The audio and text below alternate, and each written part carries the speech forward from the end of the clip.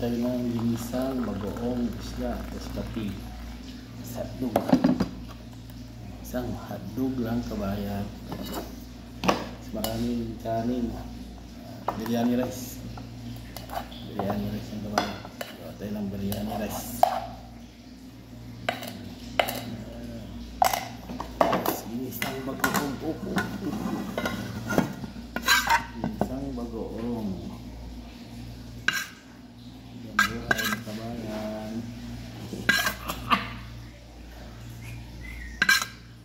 Ginisang bagoong. Tapos olive oil. Naalala ko nung bata ko. Tapos kape. Sangit lah. Dan ng jetir. Terus na namin. Habang mainit.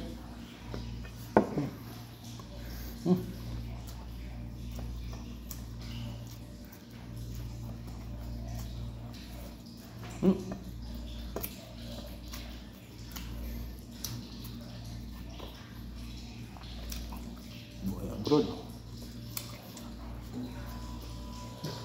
Magandang araw pa ka ba?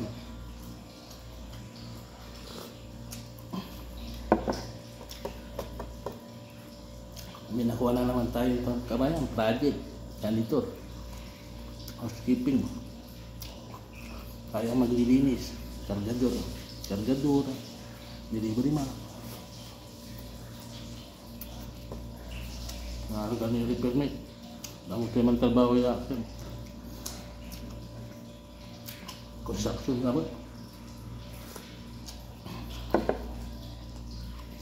Diyan mga laki permit bago ka makakonstruction. Wala sa ilalim. Trabaho lang ba? Abang walang trabaho ba yan? Kumain.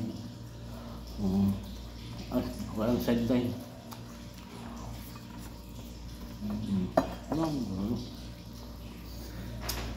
Ano ka ba? Kali. Alam lang kung kali. Kaya pa naman.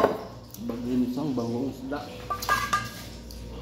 Tapos nilagyan ng olive oil. Tapos hotdog. Kapa. Isang kapa. Tapos kape. Sundaw pa ng kape. Ito yung buhay abroad. Gumawa ako ng video para alam din ng bang hindi pa naka-abroad, hindi pa nakakaranas ng pag-abroad sa Saudi. Gising ka ng maaga, luto pa ng kain. Ayaw mong gumising ng maaga, magtinapay ka, saan mo din? Nasaan? Bakbakan ng trabaho. Walang pahinga, 30 minutes lang break. Sabay mo na lang exercise.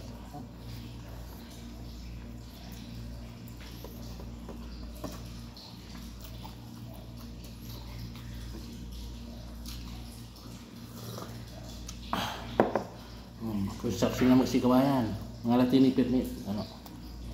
Ano legal tayo magtatrabaho. Mga illegal kasi. Ano? Punan. Baaw.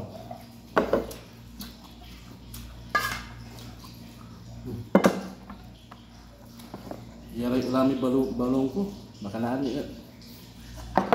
Nadamay ni. Yaray lang. Baka nasamitan ang mo tayo.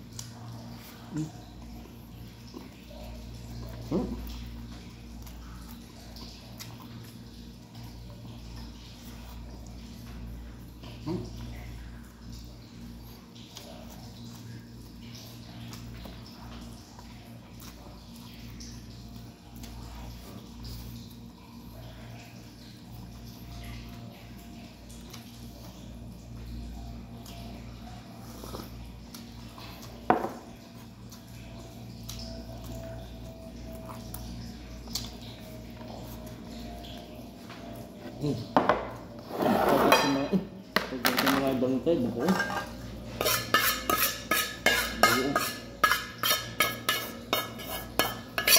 Buko. Isang bagoong na uli-uli dito.